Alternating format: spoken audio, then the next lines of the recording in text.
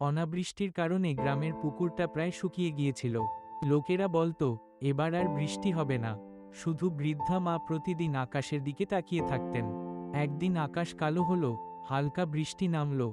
গ্রামের সবাই ছাতা খুলে ঘরে ঢুকে পড়ল। কেউ কেউ বলল, এই বৃষ্টিতে কি হবে? কিন্তু বৃদ্ধা মা বাইরে রয়ে গেলেন। তিনি উঠোনে রাখা হাঁড়িগুলো উল্টে সাজালেন, শেষ ফোঁটা বৃষ্টিও জমাতে লাগলেন। লোকেরা হাসল, এত সামান্য জলে পুকুর কিভাবে ভরবে? কয়েকদিন পর আবার বৃষ্টি এলো। তারপর আরেক দিন, শেষমেশ পুকুরটি জলে ভরে উঠল। লোকেরা বুঝল, বৃষ্টি আসার আগেই যিনি প্রস্তুত থাকেন, তিনিই অল্পকেও সম্পদে পরিণত করতে পারেন।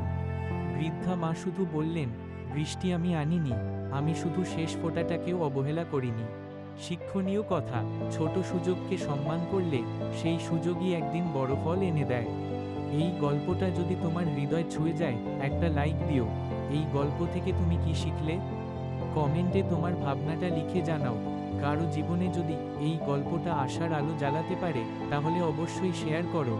এমন আরও ছোট ও শক্তিশালী গল্প পেতে পেজটা ফলো করতে ভুলো না। এই গল্পটা পড়ে আবার পড়ার জন্য সেভ করে রাখো।